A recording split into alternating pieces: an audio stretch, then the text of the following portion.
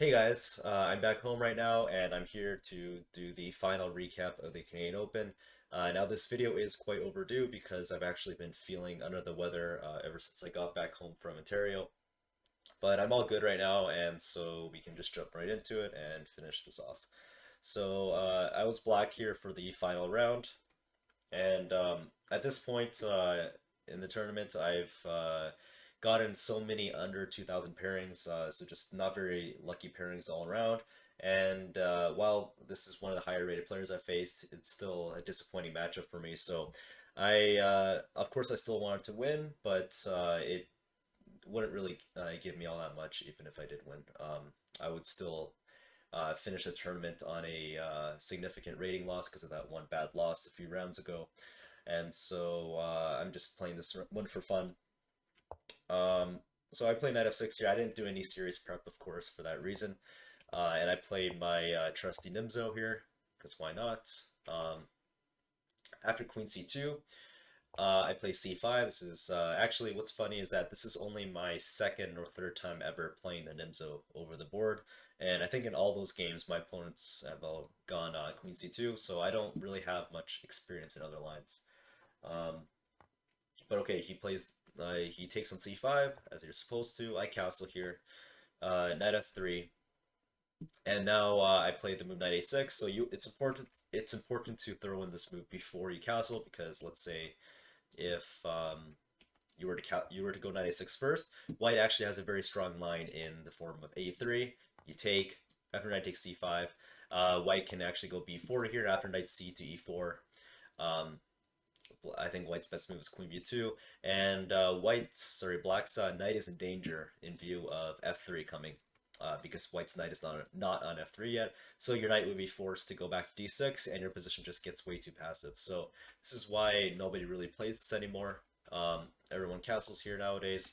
After knight f3, only now do you play. Now and only now does black play knight a6 because now there's no longer the threat of f3 in that same line.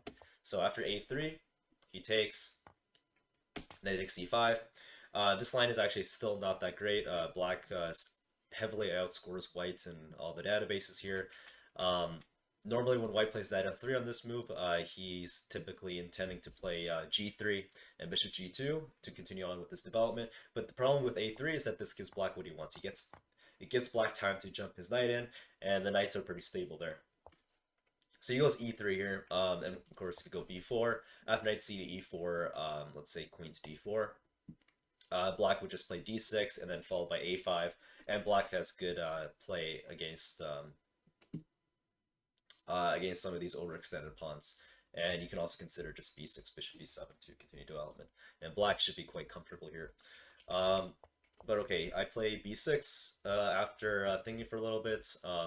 E3, I knew it was a move here, it's been played, but I didn't quite remember what you're supposed to do against it.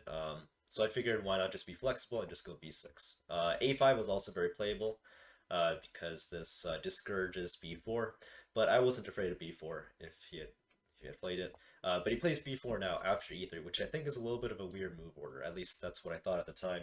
I was expecting him to just go bishop e2 and just castle. And I think white is more or less okay here, even though black still does quite well in practice. I feel that this would have been a lot safer.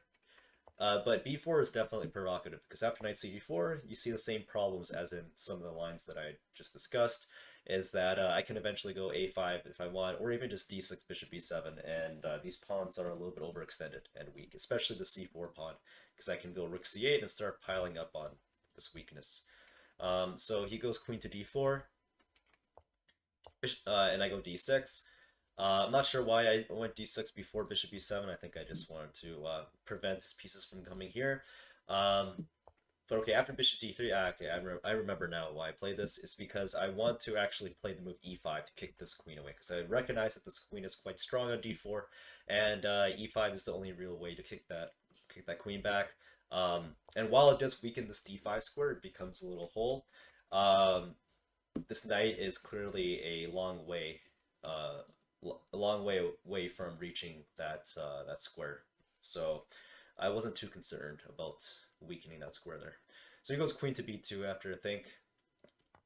And then I play this little tactic here, knight takes f2. Um, Now it's actually quite difficult to evaluate what happens after knight takes f2, because okay, so of course the reason the whole justification of it is that I can play e4 on the next move to fork the two minor pieces. If he takes with the king, then that seems a little bit worse because I can always go knight g4 at some point, but even just e4 there is good. Um, if he had gone with the Desperado sacrifice bishop takes h7, I would have been very, very happy to meet this because after knight takes h7, let's say queen takes here. I think that white is just lacking space, and he's lacking any real like plan in this position. Like after he castles, he's just left with a very weak pawn on e3, and this bishop is also not very impressive. If he decides to go e4, that always allows me to target that pawn quite rapidly. So so the continuation that he played was the one that I expected, and I thought it was the best line for him. So he takes with the queen after e4. He simply goes bishop to e2. Now here is a one of many critical moments in the game. This after I take on f3, which of course I have to do. Um, what white played actually really surprised me, and this wasn't actually just something I had seen coming. I kind of saw it as a possibility, but I wasn't quite, expecting it because I didn't think that it was White's best try, but it actually was. The problem, I think if you take with the bishop, the issue is that I can go knight to g4. I think this is an issue. I don't remember exactly why, but something to do with maybe e3 being weak, maybe some sacrifices followed by rook to e8, just something along those lines. I can also just go rook b8 if I wanted to, and I have good play here. I can also pivot the knight back to e5 to target c4. So I think this line is a problem for whites, but okay, he takes with the pawn here, and then when he took with the pawn, this is where I start to get a little bit nervous because I can see that white is clearly trying to keep his king in the center because he's trying to mate me. He's trying to go rook g1, combined with bishop to b2, and with the center so stable, everything well defended here, this little box. My king is gonna come under some heavy fire. I felt after white plays these moves, so I had to be quite energetic here, and I actually missed the best move here, which was in fact d5. I have to open up the center here. The reason why I didn't play it was I didn't really feel like it accomplished much. Like even sure, he doesn't want to take it because then that becomes target. But what if he just ignores it and just goes bishop to b2? Then if I take, then the bishop takes, and I didn't really see a clear follow up after like bishop b7, rook g1. Again, I feel like white is on the offensive there.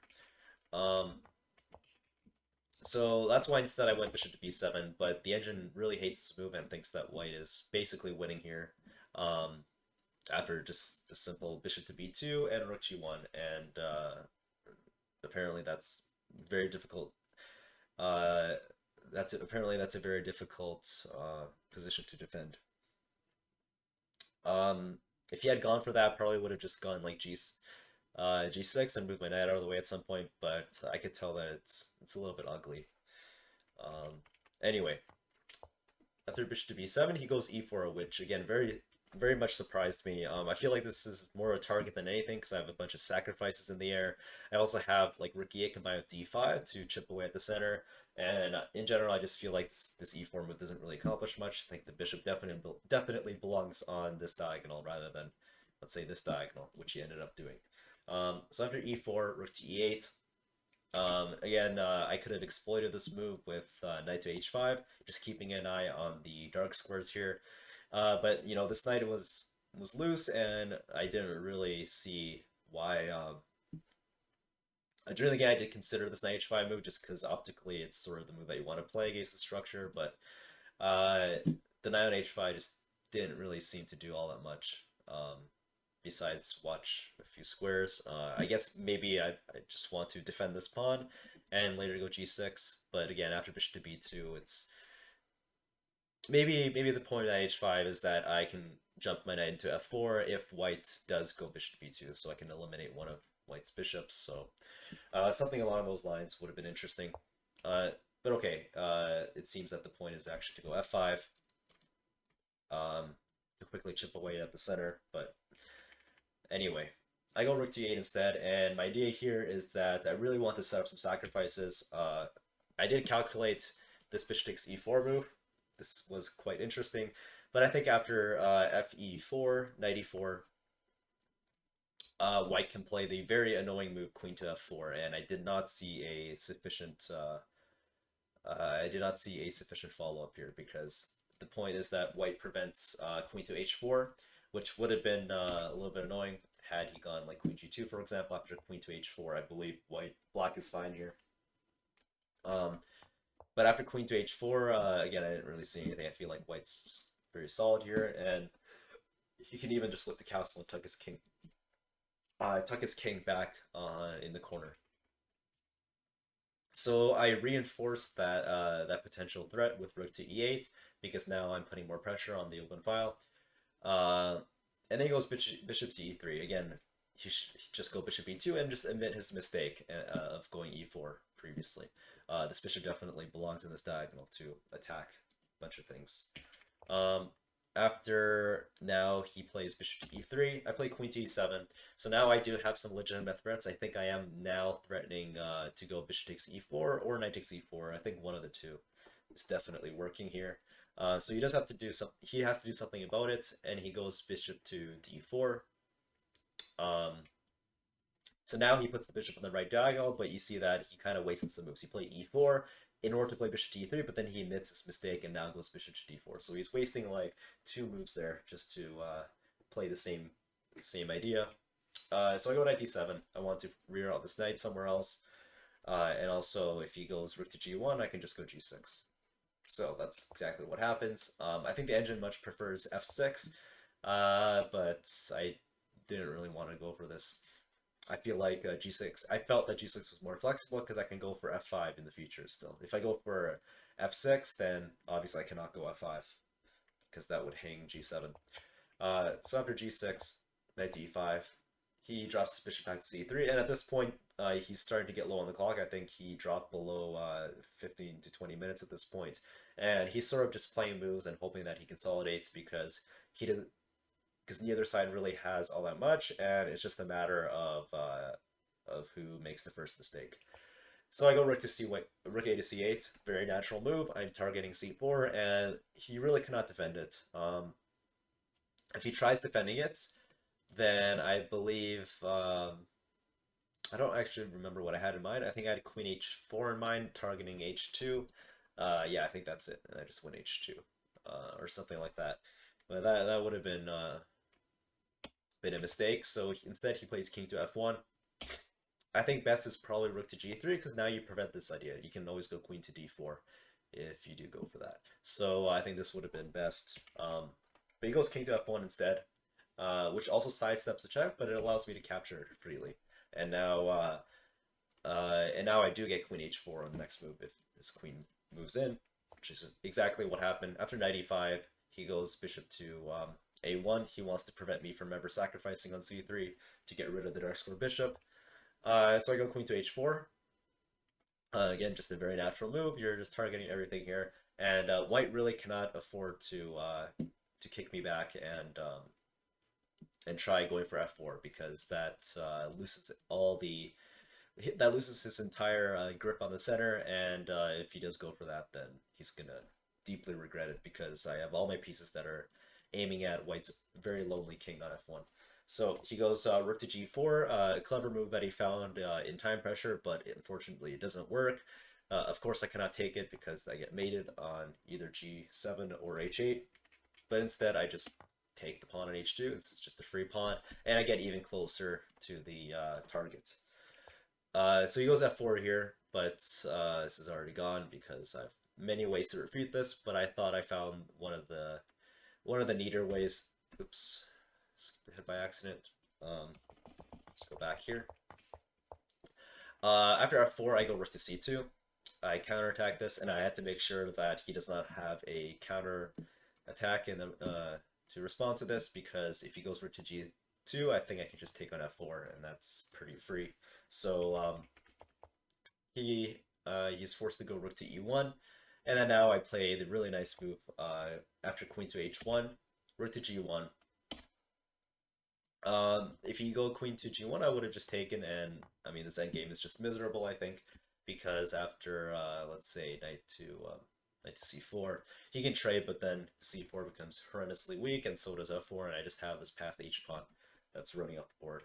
So he goes rook to g1, but then I play queen to h3 check, rook g2, and now the really nice move that I mentioned, bishop takes e4. And what this does is it's kind of like a, well, everything's hanging here. This bishop's hanging, this knight's hanging. But I have, obviously my main threat right now is just checkmate on g2 on the next turn.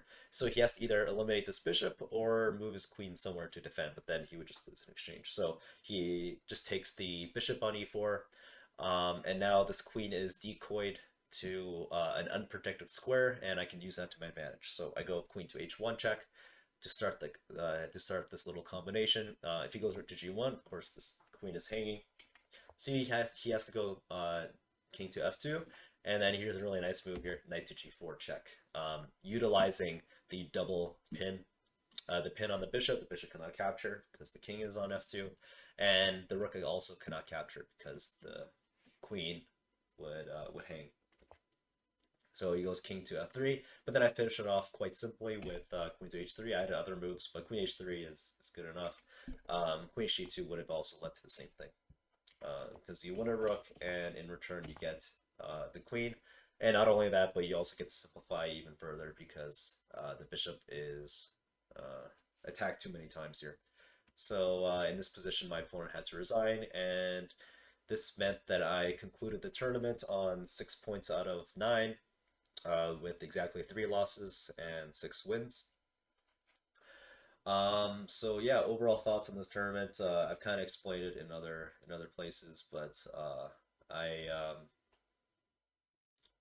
didn't really like my pairings all tournament long. I felt that I got a little unlucky in that sense, and it's just bad for someone like me who's trying to improve to get all these pairings that you don't want, right? You get like a couple of GMs, sure, that's fine once in a while, but when you get it, every tournament, it's kind of annoying, and also facing a lot of lower rated players who don't really get you much rating if you win. So regardless, I'm just going to keep at it, and I'm not sure when my next tournament will be, but I will definitely keep you guys updated on that. And when that happens, I hope to play a little bit better and a little bit more consistently against some of the stronger opponents, regardless of who I face. So that about does it for this recap series. I hope you guys enjoyed the impromptu style. But yeah, I will be back next time.